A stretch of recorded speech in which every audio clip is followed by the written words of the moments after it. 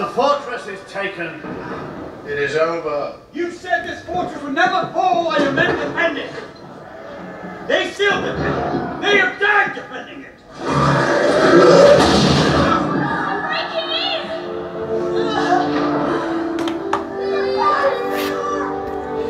Of course, there's music in this, but oh well. Is there no other way for the women and children to get out of the caves? Is there no other way? There is one passage.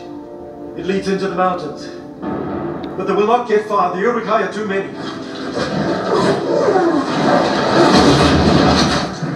Send word for the women and children to make for the mountain pass and barricade the entrance. So much death.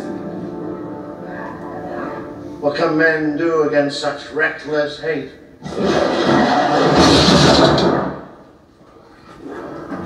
Right out with me. That's the scene from the Two Towers. I just got to thinking about that today as I got the news. I don't understand it, but looks like Ukraine is going to leave the 5,000 to 10,000 troops in Bachmut as Russia surrounds that position. Russia has offered, they said that they can flee, but they cannot withdraw at this point or retreat. So that's Russia's threat. In other words, if they try to take their equipment and their arms and their fighting ability with them out of Bachmut, Russia will destroy them, but they will allow the soldiers to flee. Make of that what you will. Anyway, that's kind of the theme of today's video. It's getting very difficult at this point for Ukraine to resupply their troops in Bachmut. I think there was another road that was captured, so we'll see where that goes. Another huge piece of news, and I'm sure you won't hear anything about this in your Western media, but because what we're having now is the warmongering Democrats have aligned the East against the West. And I hate to say it, the East is winning. Doesn't look good for us. But Russia and Iran are teaming up, and they're building a huge drone factory in Russia, and I couldn't tell you where. I'm sure that the NSA or the government knows where this factory is. But what I found really interesting is that they're combining both their technologies, and they want to build these, because, you know, drones have played a major role in this war. And so basically what we're doing is we're educating the East on how to fight big wars, which is what Russia's learning how to do. And the drones have played a huge, huge role in this war. And this factory, they're saying it could come online within the next couple of months. Now, you might say, well, is that possible? Could they possibly build this thing? Now, from what I understand, there are North Koreans involved in building this factory, along with Iranians. Now, I don't know. I bet there's Chinese there also helping build this factory. So it's going to go up when you have this many people building a drone factory. I imagine it's going to go up fairly fast. We do know that China has pre-ordered 15,000 of the drones as soon as they come off the lines of this factory. So the entire East is arming up against the West. Can you blame them? Can you blame them? I hope that you're prepared for World War III. So now the other thing that I wanted to point out with this video is, you know, the Ukrainians, the Nazis in Ukraine anyway, they've been posting videos about executing Russian prisoners. Well, if indeed Russia takes these 5,000 to 10,000 Ukrainian troops prisoner in Bachmut, how do you think they're going to be treated? I hope well. I think the Russians would probably just put them on the sideline to the end of the war, because I think most of the people left in Bachmut were conscripted and probably not Nazi sympathizers, and so they would hopefully be treated well. But, you know, imagine as a soldier of war, if you've watched some of your comrades get executed by Ukrainians, who knows? They might just make an example of these guys when they surrender. I hope not. I don't think they will. Putin, once again today, he offered peace to the West. He said that, but it's without preconditions. And so this is where the warmongering Democrats, they said, no, we must have preconditions. So they turned down his offer again. And you have to understand Putin's position. He has no trust. We know that the West violated the Minsk agreements. They violated the nuclear agreements. I mean, so where's the trust in the West? And in fact, they've bragged about the fact that they tricked Russia with those peace agreements. So if I was Putin, I wouldn't trust the West. You know, I liked Reagan's line, trust but verify. So if they're going to let Putin verify things, we might actually get peace, but they're not going to do that, and they're not going to meet because they're warmongering Democrats, right? So another thing I was thinking about today, and so, you know, you're wondering why hasn't Russia launched their huge offensive, because everything seems to me to be in place. But then it hit me today that there's one element still missing. And this is why, in my opinion, this is just me speculating at this point, why Russia hasn't launched the major offensive is because they're trying to shore up their supply lines. Okay? I mean, they've been basically, as Colonel McGregor says, that this has been a bulldozer moving forward. And so they, you know, of course they want to crush all of the Western hardware that's coming into Ukraine, which they've been very effective at doing. Good Lord, the amount of equipment that the West has lost in this proxy war is just astounding to me. I didn't even know there was that much hardware in the world. I served in the military. Holy shit. The Russians have crushed so much Western hardware. But anyway, so one of the things that was Alexander on the Duran, he pointed out that there is a major rail line that comes through, and I didn't pronounce this correctly yesterday, and so I wrote it down. Oh, Vogledar. There's a rail line that comes in there, and so that, you know, that's why, as you know, was reported, there was a big battle there, and the Russians may have lost. Who knows? A lot of sketchy information coming out, but this would, and he's the one, I give him credit, he was the one who pointed this out, that this would give the, from Crimea, the Russians a rail line all the way up to the lines in northern Donbass. That makes sense. That makes total sense to me, that what the offensive, the huge offensive is waiting on is for the Russians to feel like they can resupply their troops effectively. And understand that, you know, when you move things by rail, you can get huge amounts of equipment. Look, think about even the Civil War. You know, I grew up in Lynchburg, Virginia, and a lot of the rail lines came through Lynchburg, Virginia, and that was a huge place that the Union wanted to take so that they could just disrupt the rail the rail supply lines for the South. So the same thing here in Ukraine. So Russia, I'm sure they feel that they need this rail line intact before they launch the major offensive. And that's my analysis, okay? And it wasn't until Alexander said that it just, I'll be damned, after studying history for a gazillion years and war and, you know, Stonewall Jackson and everybody else that I've learned about it, this is what Russia's waiting on. This is what I'm telling you. They're waiting on shoring up their supply lines with the rail before they can launch the offensive. And so I would say, I don't think they're on any timetable. So when Vogledar, hope I pronounced that correctly, Vogledar, when that falls, and they've shored up this rail line and they can get their supply lines in order, that's when the offensive is going to come down. And I gave you the numbers on the offensive in the last video, staggering numbers. But you know, those staggering numbers don't mean anything if you can't resupply, you know, food, ammunition, missiles, you know, everything that an army of that size is gonna take. And so that's where we're at. That's my analysis of the war.